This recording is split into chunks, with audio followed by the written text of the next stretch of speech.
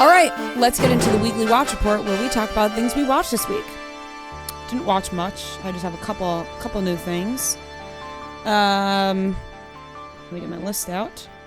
I watched Smartless on the Road on HBO Max, or just Max. Sorry. Loved it. Please correct yourself. Loved it. Loved it. Loved it. Absolutely loved it. None of you would answer my text about it. The amount of times I texted and nobody answered me. Okay, here was my thing with that. You were talking about a show that none of us have watched, like in detail. No, I had was just nothing saying to say to relate to it because I was like, I don't even know. I've not seen it. I wasn't talking about it in detail, though. I was saying, oh my God, you guys need to watch this. It's so relatable to us, blah, blah, blah. And nobody was like, oh yeah, I'm going to watch, or oh, that sounds interesting. Nobody answered me, which, by the way, it was great. It was awesome. The whole thing, I'm going to give it a B+, because it was all in black and white. And it was fine until I thought, oh, Was that a choice? I guess that was a choice. I didn't realize at first until I thought, oh, this is in black and white, and then it couldn't leave my brain. Yeah. So that happened. That's an interesting choice. But it really reminded me of us, guys. It was about them taking the podcast on the road, behind the scenes of them traveling, staying in the hotel room together, talking about the show, eating, just literally what we do. And I was like, oh my God, we are Jason Bateman, Will Arnett, and Sean Hayes. Like, we're them. Yeah. And they are us. And they are so famous, and they still get nervous. They still bomb. They had a show where people literally got up and left, and they were like, it was hilarious, though, their reaction to it after. Them seeing their names on the marquee. They're like, oh, that's our names. I'm like, oh my God, how relatable.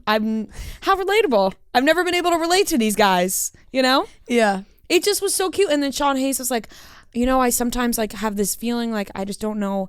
I don't feel like I deserve this. And I'm like, oh, you're so famous and successful. And you feel that way? Like, it's crazy. They're all so funny. They are very funny. Jason Bateman has some issues, I'll say. He's very funny, but my God, he won't get off their case about what they're eating, what he's eating, constantly, and they show it in the documentary. I can't hang around people like that. No, and it's bad. And then Will Arnett was like, my body dysmorphia is at an all-time high, with the help of my friend Jason Bateman. Like, it was real, but it was very funny. I didn't know he was like that. Oh my God. He also, like, OCD, like, has to shower after every single time he poops. Every single time he has to take a shower. What? Wow. It's actually it's great. What an inconvenience. It is. They were like, dude, sometimes people go and they don't shower right after, and he's like, I know. What does he do if he's like out? I don't. You got to just watch it. It was very interesting to see how they act. Sean Hayes is just like the cutest person. Like, Seems like a delight. He's such a delight. They're fun. They had great guests. So do you know the premise of their podcast? Yeah. I didn't understand the premise until I watched that one person surprises the other two with a guest. I had no idea about any of this. And it's like something that they know nothing about. Or sometimes they do, yeah. But they did it for the live shows too. So they have a huge guest come and two of them don't know who it is. And so they had some huge guests, and then they had, who was it? Give me one. There was a Matt Damon. Ooh. That's a big one. That's a big guess. The one where they flubbed was Jason Bateman brought a physicist. Is that the one? Oh. Yeah. And snooze fest. Oh, if I was at that live show, I'd be like, fuck this. And the person before that, I think it was Conan O'Brien, because they do two shows in one night. Yeah, so I'd have to imagine you get Matt Damon, you're pumped. If you get a physicist, you're not. So it was pumped. Conan O'Brien, and then people were leaving, people were yawning, and they were like, we really fucked that up. But they had Kevin Hart, they had Jason's got to be a little smarter than that. Bradley Cooper popped in, Jennifer Aniston, like all these huge names, and they realized like towards the end of the show, like towards the end of the tour, they were like, we know who we have to like stick with to the now. stars. You need the star appeal. Yeah, for they this had. I mean, it works for a podcast, Right. One of them they had AOC, and that was obviously mixed reviews. Which I would say if you're doing like a surprise guest at a live show, you probably stay away from any political figures because it's going to be split. Yeah. Like some of your guests aren't going to like it, some are going to love it. So I think they like realized towards the end, like whatever. But it was so interesting, and they're all so funny. We should start. They got a fan. Imagine I was like, all right, we have a guest, brought him in. It was so cool, such a good idea. I was like, wow, that's so fun. So I'm gonna give that a B+. I very much enjoyed it, and maybe you guys will watch now, maybe not. Maybe. God, you would love it. I think I probably would. You would love it, actually. Yeah, I'll watch it. It was very good. I watched the Bama Rush documentary. Thumbs down. Thumbs down, a Rooney. Thumbs down, a Rooskies. Yeah. Huge thummy downy. Hated it. Thumbs down. You said it was really boring. Yeah, snooze. Snooze fest. Yeah. They must not have been able to really get any of the juicy stuff, you know? Nothing. Yeah. And I don't want to take away, there were some things discussed on the documentary, which I'm not taking away from, that were important topics. I'm not going to talk about them, though, because it was not what I was expecting in a documentary, and I thought it was a huge thumbs down. What's the grade? D-. Now, people may say I'm rude for that because of things that were discussed in the documentary, alopecia and such, which is a serious topic, and I obviously feel for anybody who has to go through that. But I don't understand. I thought I was getting something so different. Yeah. I think from the way that everyone has interpreted Bama Rush from TikTok and seeing those videos and everything, felt like there was going to be more of a... And I'm also like speaking on something that I did not watch, but I'm assuming that it was going to be a little bit more like drama, juicy driven. Yeah, I didn't even finish it. I almost did. So I consider that watching the whole thing because I almost finished it, but I just was like, I'm turning this off now because this is a snooze fest to me. So thumbs down, a Rooney. Thumbs down, a Rooney. Succession. Disgust. A-. Okay. Ooh. I could go Could have A. been an A+ if he killed himself. I'm sorry. I feel like I've been too graphic today. Fun. All right. Anyways, A- for me. Yep. Still very good. Yep. I feel like we really flushed that one out. Real Housewives of New Jersey reunion. A. These ladies, man. What is going to happen? I have no idea. I'm so locked in. I just like it just feels like, it feels not mean to say, but it just feels like the tension between the families has just been building for so long that it was bound to explode in some way. And now it really feels like they're letting it fly. They're saying shit, but for the sweet love of God, we need to stop talking about how Melissa Gorga and Joe Gorga got on this show. It has been so long. I'm like, Teresa, that's my biggest thing with Teresa. Melissa or Teresa is like the biggest divide in Bravo right now. There's some people who ride so hard for Teresa, ride so hard for Melissa. I just cannot deal with the same things over and over and over again from Teresa. I'm over it. I do not care to watch the same fight happen again and again and again, like where they argue about how they ended up on the show, and Melissa and Joe say the same thing over and over. Teresa says that they never, there's no like winning these battles with them. It's crazy, but I'm interested to see what happens when they bring Louis out, because it felt like episode 1 was feisty, but was still a little tame. They didn't fully get into it. They tried to get like the other cast members their moment first. Like it was like, oh, let's figure out Rachel and Danielle's thing. Let's talk about Dolores and Paulie. And then they'll bring in the big guns when Joe and Louis come out. Yeah, it's going to get real feisty. Did you see Bo Dietl posted a video on his social saying that he was never hired by Louis? No. So Bo Dietl's like he was a Manhattan detective, I think, like very high up guy. Now runs like private security, private investigating, all those things. And Louis dropped his name in the finale. I guess it was, where he's like, I got, Bo Dietl, knows things on everybody. So basically insinuating that like he hired Bo Dietl, and then he backtracked like on Watch What Happens Live, and now he's like, oh, I didn't hire Bo Dietl, I just said that.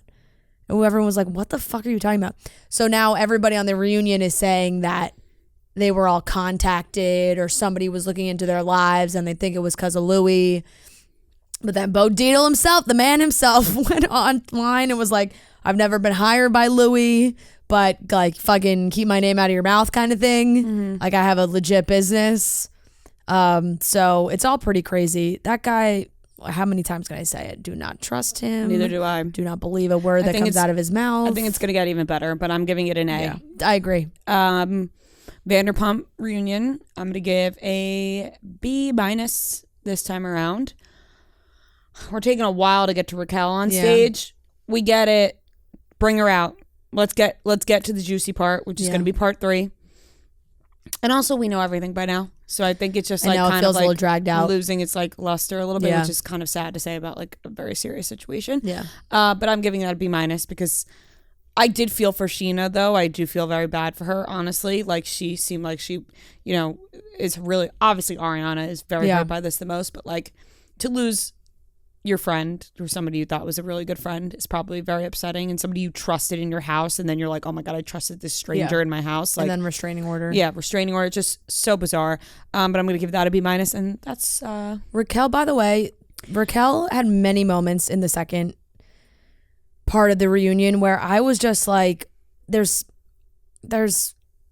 what is going on? Like there's something else here. Like that is just the lack of remorse, the lack of acknowledging really the extreme emotions. She's just it's like scary. Dead in the face. I don't understand. Scary. And not even even talking to dead in the Andy, face. she's smiling like she's smiling a lot. And I understand people smile when they get nervous, but like something like this, like no, I don't really know how that could come out. Just deadpan, nothing going watching, and like you would think maybe watching Sheena break down like that as somebody you are supposedly best friends with would affect you emotionally in some way. Her, like, nothing on her face. Like, I cannot imagine watching my best friend sobbing her eyes out because of something that I did and not cry myself. Yeah. Even if I know, like, I shouldn't be, nobody should be feeling bad for me, but like crying because you feel bad about what you did. She goes, I'm really rethinking. Maybe I should have written Sheena a handwritten letter. Like there's nothing going on in her brain. It's really actually concerning. Yeah. And then Tom wanting to talk off camera, and the guy's like, no, we can't. Shut the fuck up, Tom. It's like, all right, Tom, so you could tell more lies? Yeah. Ariana. You can strategize with Raquel off camera. And Sandoval said, he goes, I don't grab random girls' asses. And Ariana goes, no, you just fuck them. You just fuck my best friend. Like, genuinely, like, it's just a perfect comeback every time, because anything he says, you're just like, you're such a good guy, Tom, but you fucked your best friend. Yeah. Like, there's no excuse. But So, that's everything I watched. Yep. Did you watch Summer House Reunion? No, I've kind of fallen off with Summer House, genuinely, because they stress me out. Like, no, honestly, I feel stressed out watching almost it. too close to Summer House, if that makes sense. No, where I get just, that. like, feel like we know them. Yeah. And not that we're like the best of friends, but I'm like, I can't even watch these people on TV because I don't want to end up like, I can't explain it. Like, I don't, bless you. Oh. I'm like, I don't even want to have thoughts about these people because, Yeah.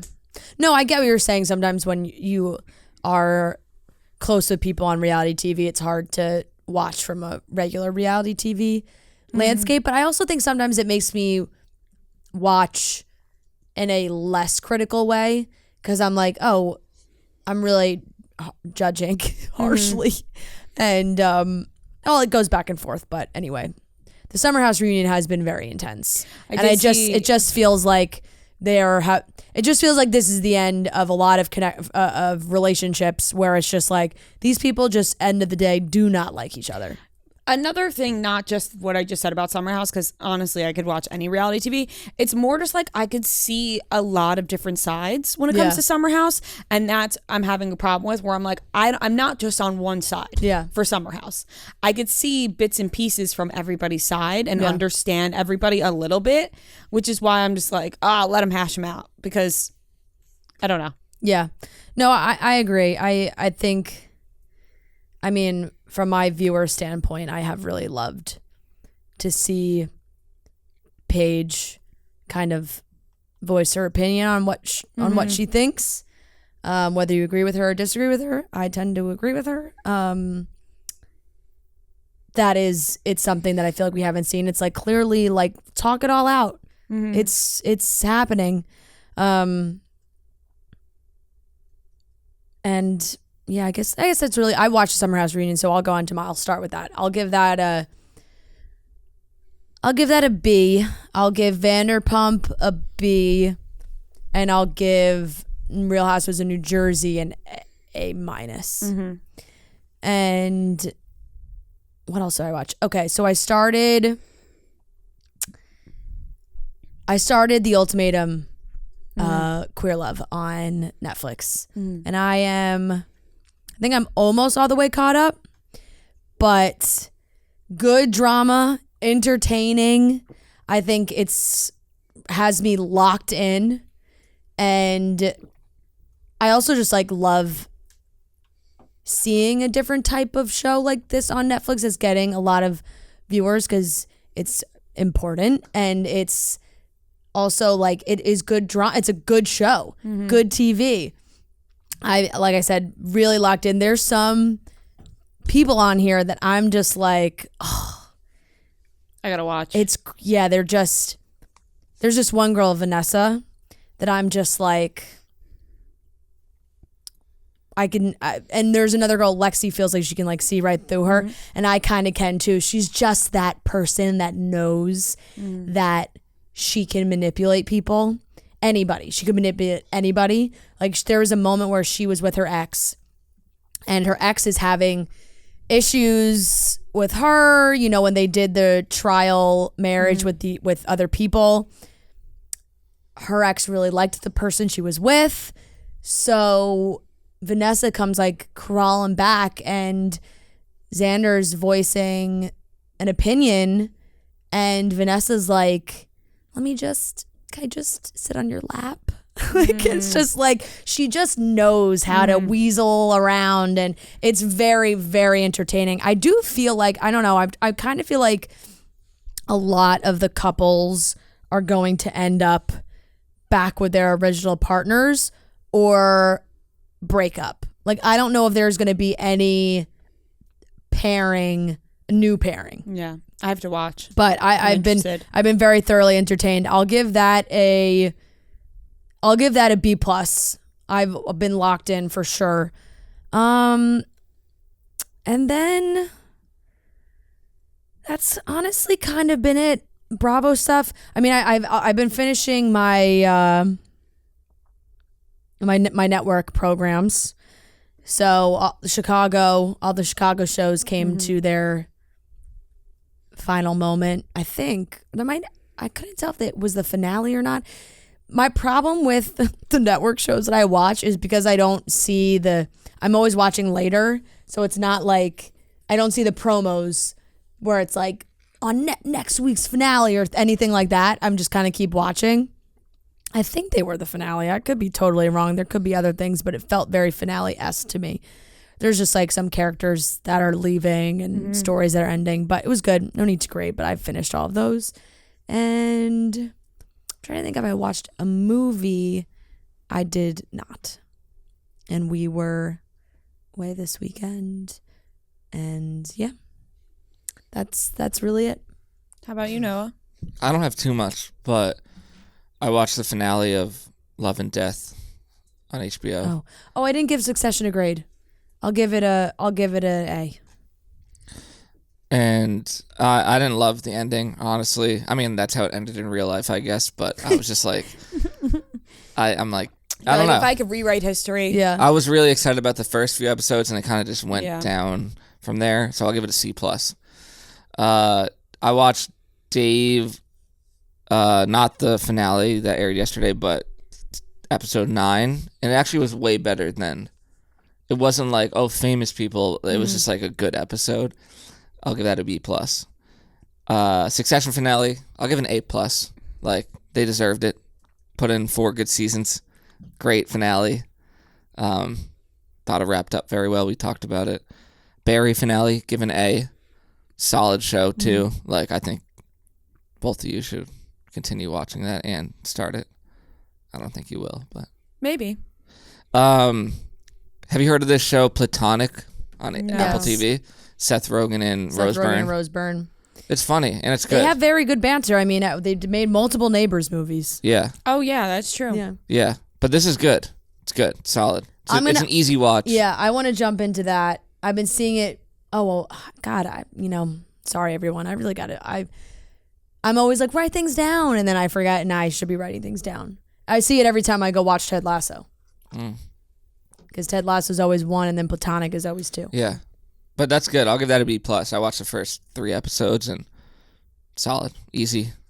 And then Vanderpump, the part 2, I'll give it a B+. Like, You just jumped in. It's just entertaining. I didn't even watch the first. You jumped in for the reunion. I don't didn't think even watch you've the watched first part. any Vanderpump. I've never watched Vanderpump. I didn't I was watch. like, I think this is the first episode of Vanderpump you've ever watched. It is. I didn't even watch the first part. I just saw clips. But Tom Sandoval is just such an insane person that it's just so funny to me. He really is. Like that scene, I just can't get over that scene where he's like, "Get the camera out of my face." Like, it's like you're here to record the reunion. Like, this is what they're doing for everyone. It's insane. Yeah. I know. I will say one thing about Ted Lasso, and I felt like I've seen a lot of this opinion being thrown around online, is that this last season just felt a little wonky. Shared by Jason Sudeikis. Yeah, he also apparently shared that opinion. Apparently, by liking those tweets. Yeah. But I haven't finished the whole thing. I know that the finale is out. I have watched 7 episodes.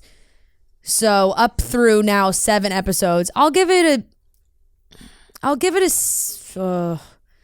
C+, because I think that's, 70s-ish. It feels like it has lost its way a little bit, just because there's a lot of overlapping storylines and it doesn't feel very consistent. And it's kind of always been like that, like focusing on one character and whatnot, but it always felt like it intertwined well and came back together. And this is just less. And honestly, it's like less from up until episode 7. It's just like less Ted Lasso himself. I don't know. I'm a little confused with where they are going to end this whole situation, but there are great moments. There's bad moments. Like that first season felt like almost entirely all great, funny moments, and this is definitely mixed in with like not as good ones, but I'll finish it. Okay, sorry, that's actually the last thing I have. Oh, why are you apologizing? No, because that was for me jumping back in, All right, those are the things we watched this week.